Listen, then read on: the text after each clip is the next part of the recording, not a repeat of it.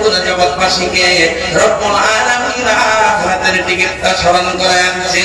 ও বান্দা, মৃত্যু তো আসল মৃত্যু না, মরণ মৃত্যুটা হলো তোর আখিরাতের টিকিট। ধরে বলেন ঠিক কি না? মওত কওমত সুদূর সমঝ, মওত হ্যায় হর দম করিব, মওত কো সমঝা है गाफिल इख्तिताम जिंदगी, दर हकीकत मौत है सुबह दवाए जिंदगी। কিছু মানুষ আছে যারা মরণকে মনে করে আমার আপনার জীবনের বিনাশ, জীবনের শেষ, এরপরে আর কিচ্ছু নাই। আল্লাহ বলছেন না না না, মৃত্যু তোর জীবনের বিনাশ না, মৃত্যু তোর জীবনের শেষ না, মৃত্যু তোর জীবনের সবকিছু শেষ এটা নয় বন্ধু, বরং মৃত্যু হচ্ছে তোর অনাগত এক জীবনের সূর্য উদয়। কথা বলুন ঠিক কিনা? মৃত্যু হচ্ছে তোর পরকালীন জীবনের জানালা, মৃত্যু হচ্ছে তোর কবরের জীবনে, ফুলসিরাতের জীবনে, হাসরের জীবনে, জান্নাত কিংবা জাহান্নামের জীবনের আল্লাহু আকবার আবাদুল আবাদের এক জীবনের আল্লাহু আকবার দরজাটাই হচ্ছে মৃত্যু। মুসলমান কোনদিন মৃত্যুকে তার জীবনের শেষ ভাবতে পারে না, বরং মৃত্যুই হচ্ছে তার অনাগত জীবনের শুরু। ঠিক না বেটা? أيكم أحسن عملا وهو العزيز الغفور। সহজ সরল তরজমা হলো বরকতওয়ালা খোদা, বরকতের ভান্ডার, পৃথিবীর রাজত্ব যে খোদা মুহাম্মদ করিমের হাতে, তিনি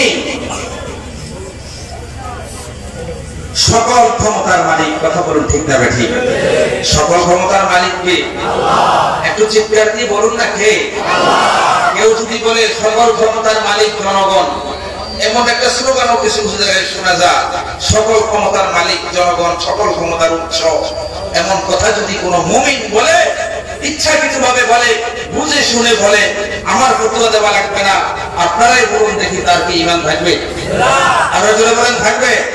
আল্লাহ পাক বলছেন আল্লাহু আলা কুল্লি শাইইন কাদির। সকল ক্ষমতার মালিক কে? আল্লাহ। আরো জোরে বলেন সকল ক্ষমতার মালিক কে? বলে মানুষ কোনদিন সকল ক্ষমতার মালিক হতে পারে না। ঠিক না বেঠি? সকল ক্ষমতার মালিক আল্লাহ, যার কুদরতে হাতের মধ্যে আল্লাহু আকবার বরকতের ধরভান্ডার, রাজত্বের চাবিকাঠি, রাজত্বের একচ্ছত্র ক্ষমতার মালিক, সার্বভৌমত্বের মালিক, জমিন ও আসমানের মালিক, সারা পৃথিবীর মালিক, সারা কায়নাতের মালিক, সকল জাহানের মালিক আল্লাহু আকবার। তিনি কে? আল্লাহ। আল্লাহ পাক সারা বলছেন ওয়া হুয়া আলা কুল্লি শাইইন কাদির। তারপর আল্লাহ পাক বলছেন আল্লাযী খালাকাল মাউতা ওয়াল হায়াতা লিয়াবলুয়াকুম আইয়ুকুম আহসানু আমালা। সহজ তরজমা, যিনি সৃষ্টি করেছেন মৃত্যুকে, আল্লাযী খালাকাল মাউতা ওয়াল হায়াতা, এবং সৃষ্টি করেছেন জীবন। যিনি মৃত্যু সৃষ্টি করেছেন, জীবন সৃষ্টি করেছেন। কথা বলুন তো দেখি, জীবন আর মরণের মালিক কে? আল্লাহ। আমার সাথে জোরে কথা বলতে হবে, মালিক কে? আল্লাহ। একজনকে নব জীবন দান করা, জীবন দিয়ে পৃথিবীতে নিয়ে আসা, আবার মৃত্যুর মধ্য দিয়ে কবরে নিয়ে যাওয়া, জীবন আর মরণের মালিক কে? আল্লাহ। আল্লাহ পাক সেটা বলছেন আল্লাযী খালাকাল মাউতা ওয়াল হায়াতা লিয়াবলুয়াকুম আইয়ুকুম আহসানু আমালা ওয়া হুয়াল আজিজুল গফুর। রব্বুল আলামিন পরবর্তীকার আলম, অসম্ভব সীমাহীন ক্ষমতার মালিক, যিনি বান্দার জন্য আল্লাহু আকবার মরণ বানিয়েছেন, যিনি মরণ সৃষ্টি করেছেন, জীবন সৃষ্টি করেছেন, জীবন আর মরণকে সৃষ্টি করেছেন। তোর বন্ধু দেখি তিনি কে? কেন কেন জীবন মরণটা কেন বানাইলেন? লিয়াবলুয়াকুম, বান্দাকে পরীক্ষা করার জন্য, লিয়াবলুয়াকুম তোমাদের পরীক্ষা নেওয়ার জন্য, ইন্টারভিউ নেওয়ার জন্য, জাস্টিফাই করার জন্য। কি জাস্টিফাই? আল্লাহু আকবার। আল্লাহ পাক বলেন লিয়াবলুয়াকুম আইয়ুকুম আহসানু আমালা। তোমাকে যে বিশাল এক দুনিয়াতে কিছুদিন অবকাশ দিয়েছি, নিয়ামত দিয়েছি, ক্ষমতা দিয়েছি, আকল দিয়েছি, বিবেক দিয়েছি, বুদ্ধি দিয়েছি, বহুবল দিয়েছি, জনসমর্থন দিয়েছি, জনশক্তি দিয়েছি, সম্পদ দিয়েছি। এগুলোর কি ব্যবহার তুমি করেছো? আমার জন্য কোনো আমল তুমি আনতে পেরেছো কিনা, পারছো কিনা, পেশ করতে পারবে কিনা? তোমার চমৎকার অনুপম নির্বেশাল নিরে ভালো কিছু আমল দেখার জন্যই তোমাকে জীবন আর মরণ দান করেছি, পরীক্ষা নেওয়ার জন্য। তিনি কে? আর যদি বলুন তিনি কে? পরীক্ষা। এবার বুঝে থাকলে বলুন, আল্লাযী খালাকাল মাউতা, মৃত্যু বানিয়েছেন, ওয়াল হায়াতা, জীবন বানিয়েছেন, হায়াত বানিয়েছেন। মৃত্যু এবং জীবন, জীবন এবং মরণ, দুইটার মধ্যে আল্লাহ পাক প্রথম বললেন আল্লাযী খালাকাল মাউতা, যে আমি তো তোমাদের জন্য মরণ বানাইছি। মরণ, মানুষের মরণ বানাইছেন কে? আল্লাহ। এরপরে জীবন বানাইছেন কে? আল্লাহ। তাহলে জীবন আর মরণের মালিক কে? আল্লাহ। আচ্ছা, এখন আল্লাহ পাক এখানে আগে মরণ বলছে, মৃত্যু। আল্লাযী খালাকাল মাউতা, যে যিনি সৃষ্টি করেছেন মৃত্যুকে, মরণকে। এরপরে বললেন জীবনকে।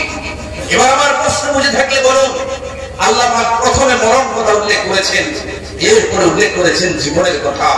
তাহলে মরণ আর জীবন আমরা যদি এখানে খুব তীক্ষ্ণভাবে তাকাই, তাহলে দেখবো না মরণ কেন আগে আসবে? আগে তো মরণ নয়, আগে তো জীবনে হওয়ার কথা। আমরা আগে তো এসেছি, জীবন পাইছি, এরপরেই তো মরণ হবে। বলুন না ঠিক না? আগে তো মরণ হবে না, আগে হবে জীবন। কিন্তু আল্লাহ পাক বললেন কি? আল্লাযী খালাকাল মাউতা ওয়াল হায়াতা লিয়াবলুয়াকুম আইয়ুকুম আহসানু আমালা। আমি রব্বুল আলামিন মরণ বানালাম, জীবন বানালাম বান্দাকে পরীক্ষা করার জন্য, যে আমার বান্দা কত চমৎকার আমল আমার জন্য পেশ করতে পারে। আল্লাহ রব্বুল আলামিন এখানে যা বললেন, কিন্তু প্রথম কথা হয়তো আমাদের বুঝে আসে না। আল্লাহ পাক তো প্রথম আমাদের জন্য জীবন দান করলেন, জীবন বানালেন, হায়াত দান করলেন। জগতের বিশাল সুযোগ সুবিধা না নিয়ামত আল্লাহু আকবার দিয়ে আমাদের জীবনটাকে সমৃদ্ধ করে দিয়েছেন। তিনি কে? তিনি তো আল্লাহ। সুতরাং জীবন তো আমাদেরকে আগে দিয়েছেন, আমার মালিক কেন মরণের কথা আগে বললেন? প্রশ্ন আছে না নাই? আরো যদি বলে না, না প্রশ্ন আছে না নাই? আগে তো জীবন, এই যে আমরা এখন আমরা জীবন পাইছি, নড়াচড়া করছি, শক্তি আছে, সামর্থ্য আছে না? না, জীবন তো এখন আমাদের। বিষয়টা কি এরকম নয়? মরণ বলছেন কেন? আচ্ছা, এই প্রশ্নটা যদি আমাদের বুঝতে হয়, শেখুল হাদিস আল্লামা জাকারিয়া রাহমাতুল্লাহ আলাইহি বুখারী শরীফের ব্যাখ্যা গ্রন্থে তিনি লম্বা আলোচনা করেছেন, সংক্ষিপ্ত সময় কম, একটা উদাহরণ দিয়েছেন, সহজে আমাদের বুঝে আসবে আল্লাহ পাক মরণ কেন বলছেন। আমি এই জন্য আলোচনা করছি যে তাফসীরুল কোরআন মাহফিল বলছে, কোনো আলোচনা করার কোনো সুযোগ নেই। এই সংক্ষিপ্ত আলোচনা করেই আমি শেষ করব। আপনারা কি অধৈর্য হচ্ছেন? মানুষের যখন জন্ম হয়, তখন মুসলমানের সংস্কৃতি হিসাবে এক কানে আযান দেওয়া হয়, হয় কি হয় না? অপর কানে ইকামত দেওয়া হয়। এরকম আছে না? আযান ইকামত দেওয়া হয়, আজকাল দেওয়া হয় না। এটাকে আমরা সেই 1500 বছর 1400 বছরের শেখাল বলে থাকি, পুরাতন জিনিস বলে থাকি। আধুনিক সভ্য সমাজের তথ্য প্রযুক্তির এই সময়ে এগুলোকে আমরা খুব বেশি ভালো মনে করি না। বিশেষ করে সিজারের এই অপসংস্কৃতি আমাদের দেশে শুরু হয়েছে। হসপিটালে যেভাবে আমাদের মায়েরা সন্তান ভূমিষ্ঠ করছে, কেটে ছিঁড়ে যেভাবে আমাদের সন্তানদেরকে বের করা হচ্ছে, ফলে ওখানে আযান দেওয়ার সুযোগ সংরক্ষিত। কথা বলুন ঠিক কিনা? সেখানে আযানের প্রচলন এখন ব্যাহত হয়ে গেছে। কৌশলে মুসলমানদেরকে আযান থেকে দূরে রাখা হচ্ছে। আমি জানি না কোন ষড়যন্ত্র আছে কিনা, আল্লাহ আমাদেরকে হেফাজত করেন, আমিন বলেন। আযান দেওয়া হয়, ইকামত হয়। মসজিদে যখন আসরের নামাজের যখন আযান হয়, আযান আশপাশের মুসল্লিরা তখন ভাবতে বসে, মালিকের নামের প্রতিধ্বনি যখন কর্ণত হয়, পৌঁছে গেল, আর মুসল্লি হিসাবে, নামাজি হিসাবে আর বাহিরে থাকা যাবে না। জলদি করে মসজিদে যাওয়া পরে মালিকের কুদরতের পথে জোগালে মস্তককে অবনত করে সেজদায় ঘটে পড়া লাগবে। যারা বলেন ঠিক কিনা? এটা প্রতিটি মুসলমানের জন্য ঈমানের দায়িত্ব। এটা প্রতিটি আল্লাহ পাকের ঈমানদার বান্দার জন্য মাওলা কারীমের আল্লাহু আকবার নির্ধারিত নির্দেশিত আল্লাহ পাকের ইবাদত বান্দাকে বাধ্যতামূলক করতেই হবে। নামাজ বান্দার জন্য ফরজ। যারা বলেন ঠিক কিনা? এই নামাজ আদায় করবে। নামাজ বান্দা যখন আযানের ধ্বনি যখন তার কর্ণগহ্বরে যাবে, সাথে সাথে মসজিদমুখী হয়ে যাবে। যারা বলেন ঠিক না বেঠিক? কিন্তু আযানের সাথে সাথে কি নামাজ শুরু হয়ে যায়? একটু সময় পাওয়া যায় কি যায় না? কতক্ষণ? কখনো আধা ঘন্টা, কখনো 15 মিনিট সময় হাতে আছে না? নাই আছে। এর ভিতরে ওযু করে ইস্তেঞ্জা করে প্রিপারেশন নিয়ে প্রস্তুতি নিয়ে আমাকে আল্লাহ পাকের ঘরে চলে যেতে হবে। আযান হয়ে গেছে, বিলম্ব করার সুযোগ নাই, মসজিদে যেতেই হবে। মুসল্লিরা মসজিদের পথ ধরে আল্লাহু আকবার এখনো সময় থাকলে 5-7 মিনিট নফল নামাজ পড়ে তেলাওয়াত করে জিকির আজকার করে, হয় কি হয় না? এরপরে নির্দিষ্ট টাইম ইকামত হয়ে গেছে। কথা বলুন, ইকামত যখন হয়ে যায় তখন কি আমার হাতে কি আর কোনো সময় আছে? আর চলে বলে আর সময় আছে নাকি? ইকামত হয়ে গেছে, মেসেজ চলে গেছে না, ইকামত হয়ে গেছে।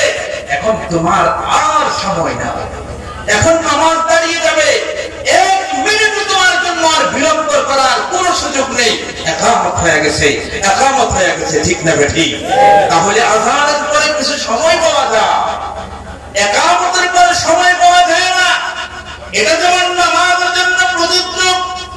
আল্লাহু আকবার। শেখ হাদিস আল্লামা জাকারিয়া রাহমাতুল্লাহি আলাইহি বলেন, ও বন্ধু, ও ঈমানদার, ও পয়গম্বর রহমতুল্লাহ আলামির উম্মত, আল্লাহ পাক রব্বুল আলামিন দুনিয়াতে তোমাকে এই সময় অবকাশ দিলেন।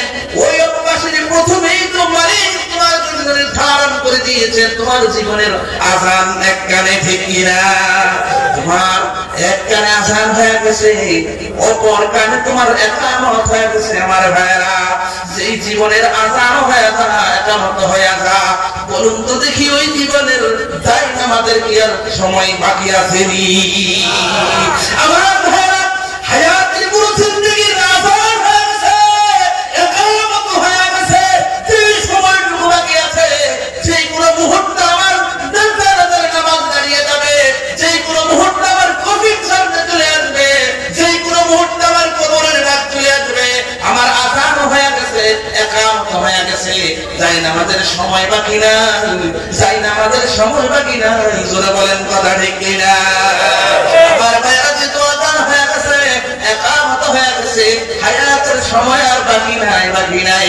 এই জন্য মালিক বললেন, বান্দা, দুনিয়ার জীবনে তোর যে সামান্য হায়াত আমি দিলাম, এই হায়াতের আযান হয়ে গেছে, ইকামত হয়ে গেছে।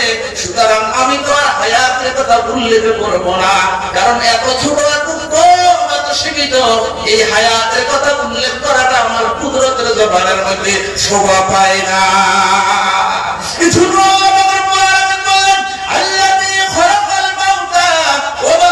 আমি তো তোর জন্য মরণ বানাইলাম, মরণ বানাইলাম। এরপর বললেন, বান্দা, তোর জন্য হায়াত বানালাম, বান্দা, তোর জন্য জীবন বানালাম। সেই জীবন তোকে আমি দান করলাম, সেই জীবন তোকে আমি আল্লাহ দান করবো। বান্দা, এটা দুনিয়ার জীবন নয়, দুনিয়ার জীবন নয়, এটা হলো আবাদের পরকালীন জীবন। কথা বলো, এটা কি জীবন?